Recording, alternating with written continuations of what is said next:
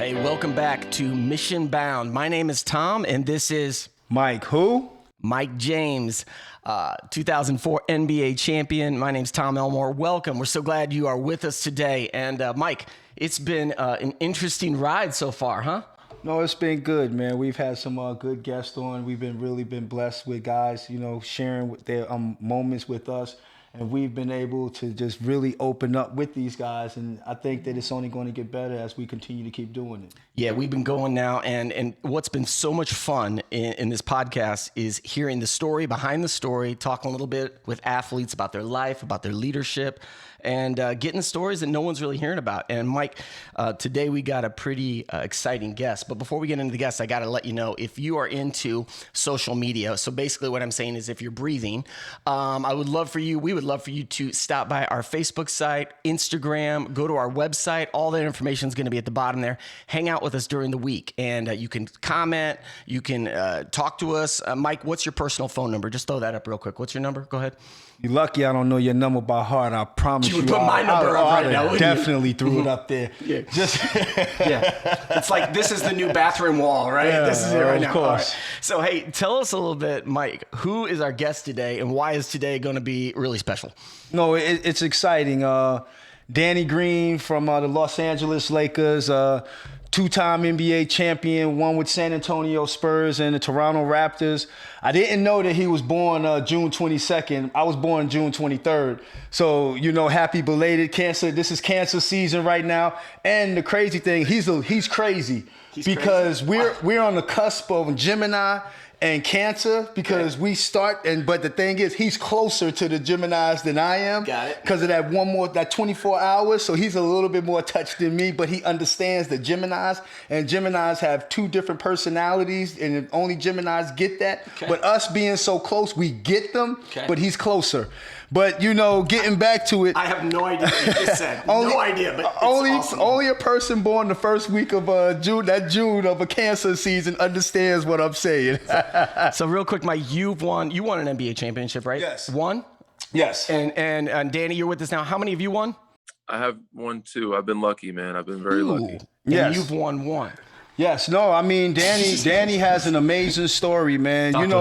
One of the greatest things that excites me about Danny's story is in college, his career is he's the only player in ACC history to tally at least 1,000 points, 500 rebounds, 250 assists, 150 3-pointers, 150 blocks, and 150 steals. And it's the only player in North Carolina history to record 100 or more block shots and 3-point field goals. My question to you, Danny, is, having such a great collegiate career and coming from one of the schools that is known for just breeding basketball players, your career in the beginning wasn't as easy as what it looks like your status of who you are today. Touch up on a little bit of how difficult it was to have the status coming out, but yet having to still earn your respect as a basketball player. For sure, man. Appreciate you. First and foremost, appreciate you guys having me on, man. This is amazing. Yes, I am a Cancer, and I do understand Geminis. I'm nowhere near a Gemini. The introduction was amazing, man. That was one of my favorite stacks, actually, at North Carolina or in ACC, because it kind of lets everybody know, or fools everybody to believe I was an all-rounded player in school. When I was younger, I used to be able to do a little more. So I used to be able to block some shots, get some steals, pass the ball. But early on, I was always a Carolina fan growing up. But it said early on, the road wasn't that easy. I didn't start till my senior year. So I came in as a freshman. Lucky was enough to make McDonald's All-American, which was great. But I came in as McDonald's All-American. I didn't start, but I played a good amount of minutes. Then we had a whole new recruiting class of some big monsters, man. So they came in the second year. My time went even down even more. So it was kind of frustrating, kind of, disappointing of where it was going for me. I wasn't sure I was going to be able to play there. And I was thinking about transferring, actually.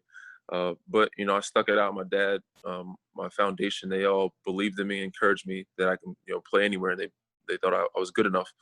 So I thought I was good enough. So I stayed and ended up having a hell of a junior year, but still coming off the bench. But I was more, one of the top 6 men in the country. And then finally, eventually, everybody left. And I kept getting better. And I got a chance to start my senior year.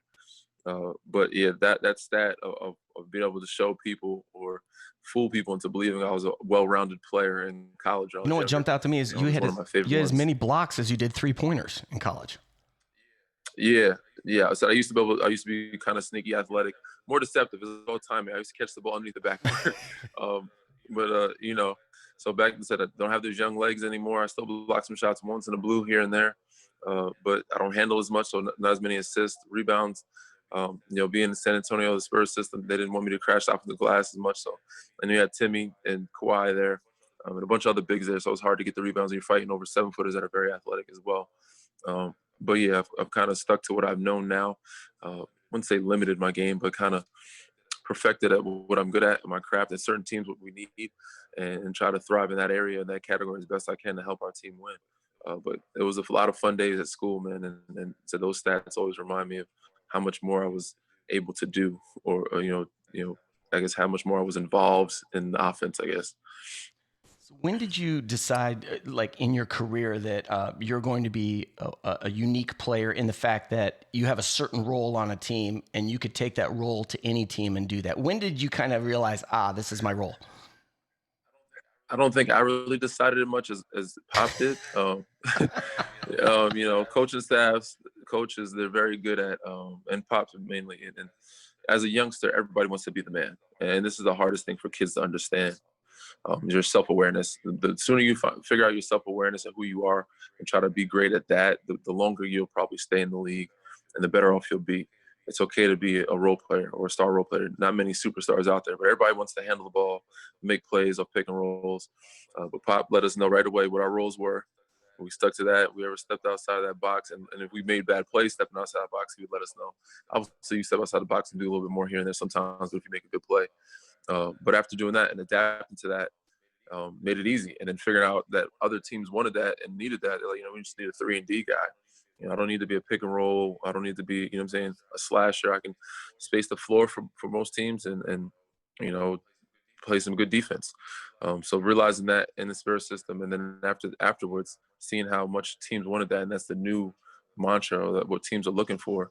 It made it easier for me to just adapt to that, be self-aware of who. As you get older, you're not as explosive to be able to do those other things. So you're just like, you know what, I'm gonna stick to what I know I'm good at.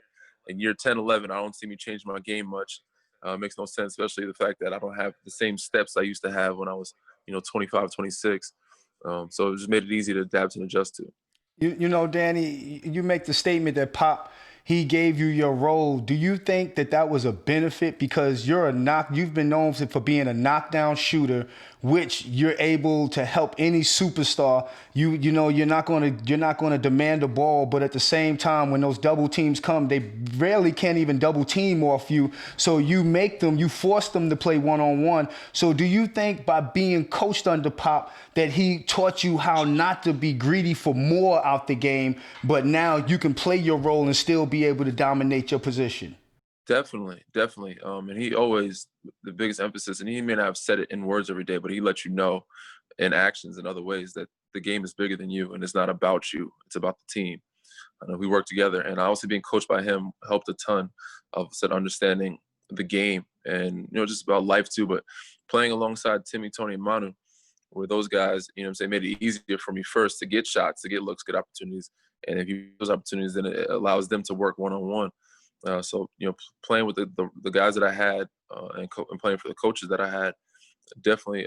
And San Antonio, they help you thrive and help you be successful and what you're good at. Some guys like try to step out, but definitely beneficial when they help you get your role or your self-awareness and know what you're great at, make you perfect that, and make you succeed and make you look great in your role and that system. Everybody in San Antonio usually looks really good because they tell you and they allow you to put in a position to do what you're really good at. So yeah, it's definitely beneficial, man, and they helped me a ton. So not just Pop, but the guys that I play with, and obviously Timmy, Tony, and Manu, the guys who probably demanded double teams most times, allowed me to understand the game more and help them also get space because they would find me when they were doubled and they had opportunity to actually show the league that I was able to shoot the ball. Just curious, I've heard multiple people say this, and you just said it again. So people say when I play for Pop, he teaches me the role, but he also teaches me about life. Like, what did you learn from him, like in life that's off the court stuff? Man, so many things. He was like a father figure to most of us, a grandpa mostly, but sometimes he could be a Grinch, so and he'd yell at you or cuss at you, but a lot of times off the court, man, he was just so genuine. He cared about your well-being, your family.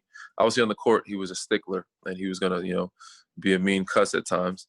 But off the court, he let us know, our world is not the real world. So much more going on in these third world countries, over in Argentina or Brazil or Russia, and asking us these questions about, what's going on in the real world.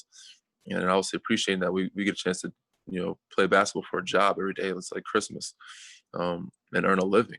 And obviously he had some tough times toward the end before I was traded, which was tough. And obviously probably changed him.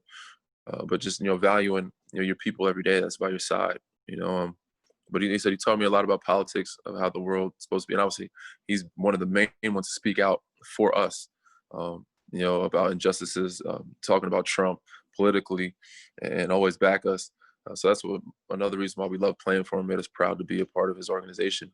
But he taught us a lot about, what's going on in the world, outside of basketball, and how aware we need to be, and not focus on, worrying about, obviously we want to compete and win. These are just games though. These aren't real battles. They're not real wars that are actually going on in other countries. But, he was great with that. Yeah, no one's bleeding out there, and it's very important, but there's something always bigger going on in life, and you were constantly being reminded of that. That's huge. For sure.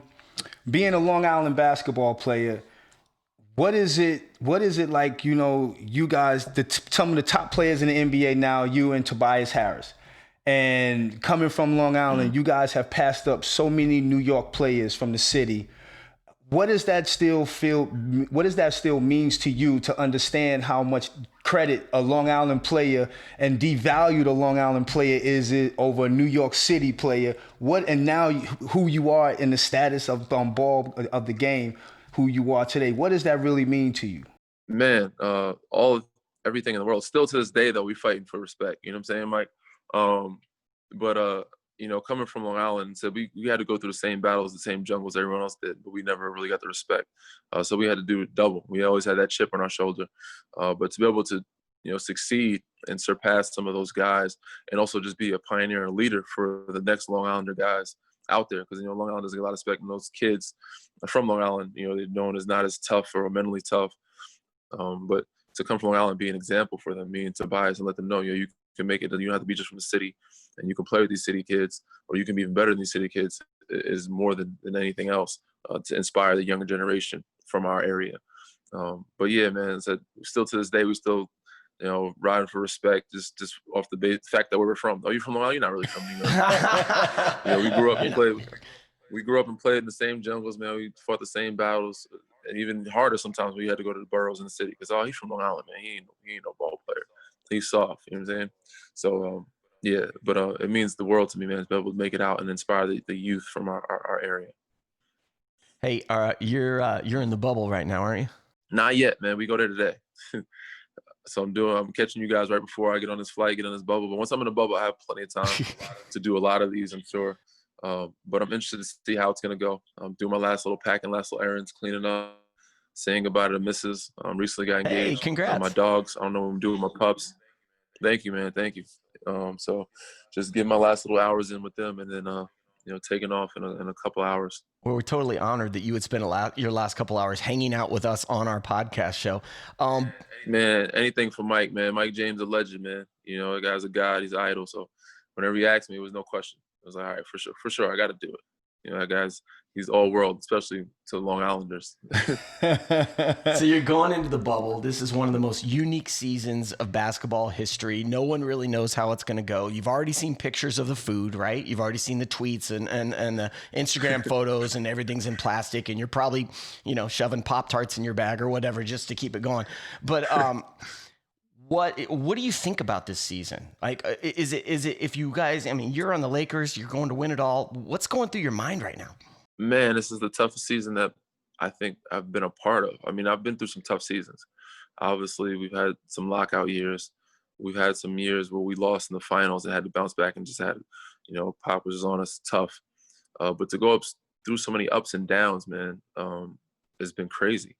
I said with even the start of it for us, we were in China. We had some issues there with the, certain tweets went out. The David Stern, Kobe, the pandemic, ups and downs. I have younger brothers. My younger brother went to IU. He didn't even chance to finish his senior season. And this was the first year that they made the tournament out of all 4 years that he's been there at IU. And he's trying to find his way, make his way, and I'm trying to help him at the same time. But, the team that comes out and the last team standing, I think, it's probably the toughest mentally, physically, and emotionally, and stayed in shape, because this is something you have to endure throughout. And this is usually our off season. So if you were to take a break in the middle season, endure that while not be able to go vacation anywhere, still stay locked in, come to a bubble, be away from your friends, family, your kids, your pets, and be there locked in for months without no real interaction except for via Zoom or FaceTime,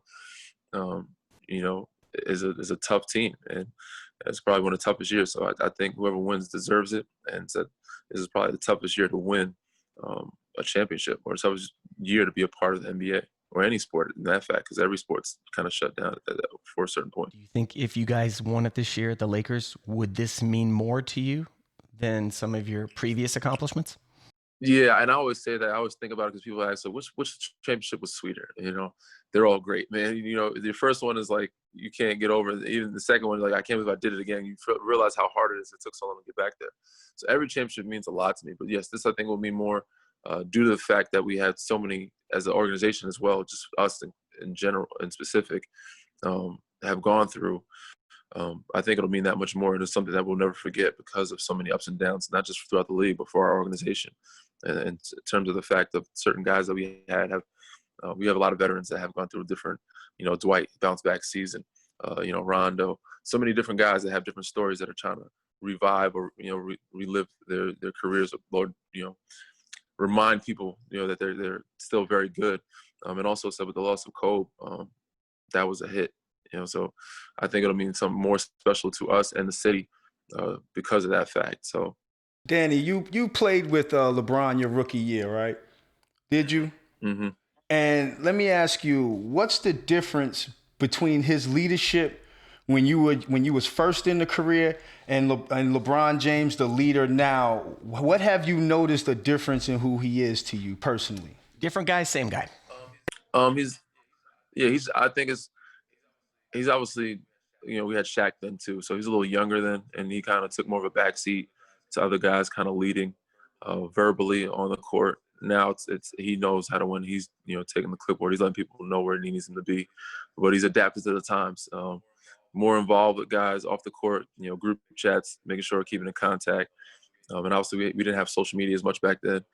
We have more now, so he's just adapted to the times. Kept in contact with his teammates and understood how important it is to bond off the court as it is on the court, and just learn how to use his. He always used his voice, but he's always a character. He's still a character, but definitely more of a better leader vocally in the huddles and timeouts and on the court, and knows where he wants people to be. Back then, he kind of did, but not as much as he does now. He's just a louder LeBron, basically. Just he's going to tell you what's up. For sure.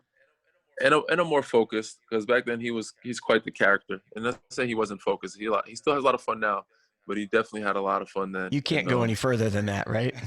You're just gonna stop right there. Got it. Going to Miami helped him, understand what it took to win, and how much more of a focus you need to have on the little stuff than the big stuff.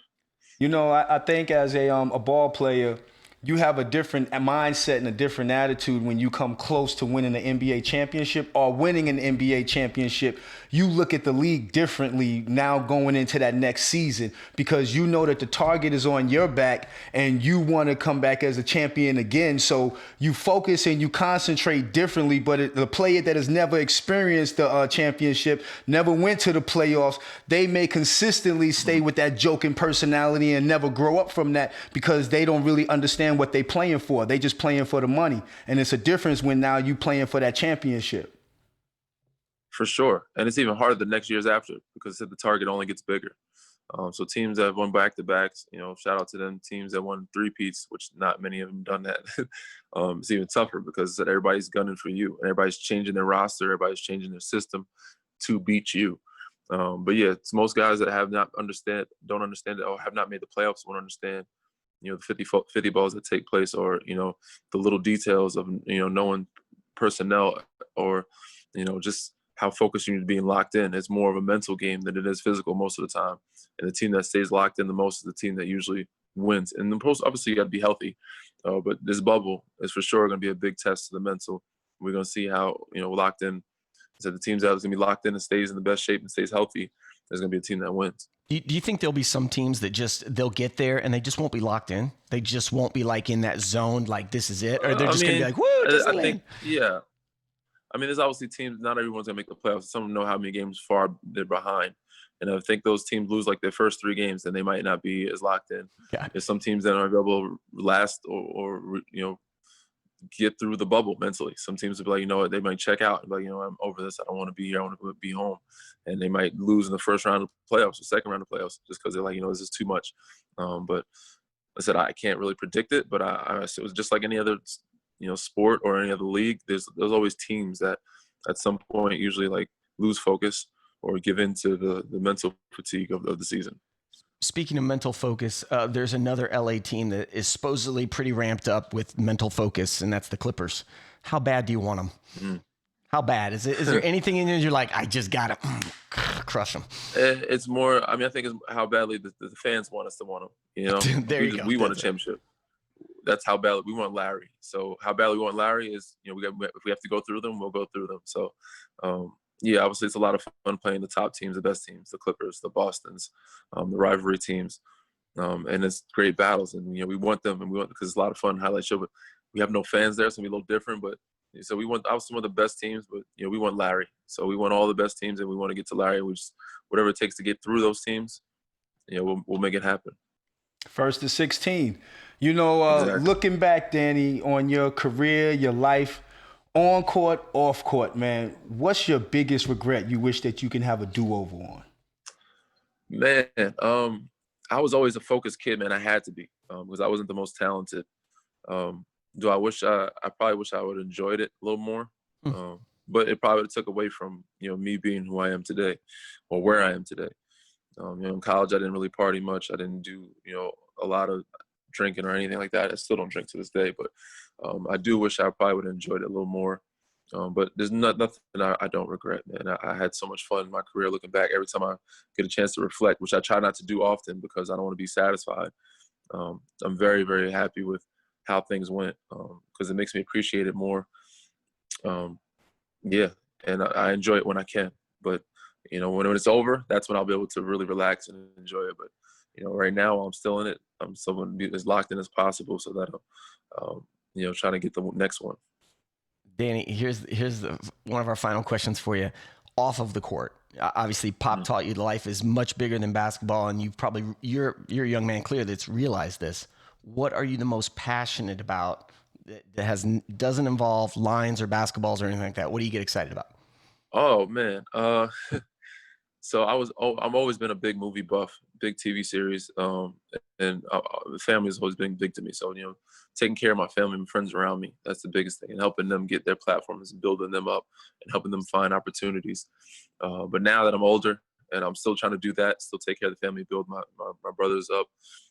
I am excited about LA and opportunities it has to be able to do podcasts and be able to maybe jump into TV movie type industry. Come on. But at this point now, it's I'm ready to settle down, have a family. I'm really looking forward to having kids. I don't have any kids yet. How many kids you want? At least 2, at the most 4, probably. I think 3 is a good number. I think 3 is a good number. 4 at the most. If I don't get any boys by 4, then I'm gonna have to go for 5. So Don't do it, dog. I'm telling you. You know what's worse than 4 girls? As many as she allows me to get. As many as she allows me to get. Yeah. So real quick, you mentioned some media stuff out there in LA. What are you thinking? What would you like to do if all went well for you out there? Would you be a producer? Would you be acting? What would you do? I would love to jump into all of those things. I love to watch and analyze and break down, movies, TV series, and I always like to try to predict what's going to happen. And most shows and movies are predictable, but I really like the ones that are not predictable. Those are the ones I enjoy the most. Obviously, acting is one. So the podcast I would love to do after it's done, stay around the game, maybe commentate, TV analyst type of thing. But would love to jump into that field of understanding how movies are made, and actually being in one. So I've been watching movies since I can remember. My dad has been a movie buff too since I was a kid, and I've watched movies that were older than me and knew them, by heart before I was 10 years old. And I still remember, that movie. I don't realize it was made in 1980, but Hey, there's nothing wrong with I the 80s. knew the movies. Danny, I know you guys are about to get ready, and you probably got to pack and, get ready to shoot some free throws with no fans in the crowd. I'm pretty interested to see how that's gonna wind up. Maybe somebody should blow a whistle while somebody's about to shoot. Is going to be able to hear it throughout the whole stadium. But honestly, there's going to be some high free throw percentages. Yes, I appreciate you really joining us, and also being a fellow Long Islander. Every time you make a shot, it's like I'm still out there playing as well, because I'm still living vicariously through you guys. You know how we got to represent each other, and you guys have been representing extremely well. Proud of your career, man. Proud of your success. Appreciate who you are, your family, your dad is a stand-up guy. You know what I mean? You come from a stand-up background, and I'm just grateful, man, to be able to share these moments with you, man, truly. It's been an honor having you on this show. Same, man. It's been amazing to be able to, call a lot of you guys that I've looked up to, family and brotherhood, and that you guys are still cheering and rooting for me. So it's very humbling, man. I'm so honored, and I appreciate it, man. And I still vicariously living through you guys too, looking up to you guys. So everything you guys do is amazing to me. So the podcast looks dope, man. Love the setup. That's what's up. It's been an amazing show, and enjoyed, being with you guys. Thank you, man. Thank you, truly, man. Get that purple and gold. Get them purple and gold diamonds, man. Yeah. Yep. Try to get a ring, man. I'll try my best. Yes, sir, man. Good luck for the remainder of the season, man. And be careful and be safe, man. Thank you. You too, man. You guys stay safe. Keep the family safe. Salute, my dude. Thank you, Danny. Yeah. For sure. You guys were great, man. It's a pleasure meeting you. Hopefully we can do this in person one of these days. And so if you guys need me again, I'll be in the bubble. We got nothing but time to Zoom action. So Mike, anything you need, man, you already know where I'm at. You got my number. All the time. Even when I have a party and Danny can't show up, I'll still be like, Danny, can I put you on a fly? He'd be like, go ahead. They'd be like, where Danny at? He ain't coming, bro. Danny's in the bathroom. Just wait for him. Whatever you need, man. Whatever you need, bro. Always love, man. Salute. For sure. Y'all take it easy, all right? Yes, sir. Thank you, man. Thank you. That was fun. That was fun, man. Danny, he's a good guy, stand-up guy, man. And Absolutely. Him just being able to just open up with us, I thought it was pretty cool. Man, he is just, you're right, just a stand-up guy. He's got a good heart. And, man, in a very interesting spot with the Lakers in the bubble right now. Yeah, it's beautiful to be playing with one of the top teams in the NBA right now. Right. They're not trying to fight for an eighth spot in the playoffs. They're fighting for, who they're going to be playing at the eighth spot, because they're going to be a first seed. And so playing with the best player in the NBA now, your job is not two of the best players in the NBA. Right. You really don't have a hard job, but just knock down threes, and he does that extremely well.